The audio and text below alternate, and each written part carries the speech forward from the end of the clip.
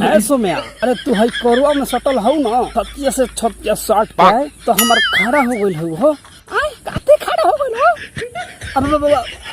रोआ खड़ा हो गई हो रोआ हम कुछ और समझ लेनी एक खेसारी जी चुप रहो रतिया में कोई नहीं नु बड़ी मजा आई जाने तनी नेपोलिया सोन के सामानवा छोट होला हमार कितना बड़का रहे हो राहुल 8 इंच के रहे जब खोल के टलने नु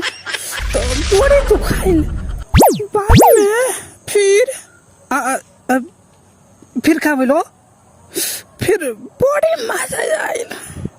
घबरा हुआ पोटा छेरे के देवे नहीं मियाजे में खतरा आ गई है जनतारू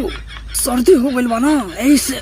जल्दी गिर गई है। दोस्तों ये वीडियो सिर्फ मनोरंजन के लिए है, ना ही दिल पे फेफड़ा पे लेने की चीज है। अच्छा लगे तो लाइक करे, सब्सक्राइब करे और कमेंट में लिखे वीडियो कैसा लगा। ऐसा ऐसा वीडियो मिलेगा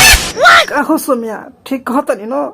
और वो सही कहता नहीं सुनी जाते वो लॉगिन आतने सब्सक्राइब कर दे लॉगिन ऐसा वीडियो आगत रही ठीक बा बाय बाय।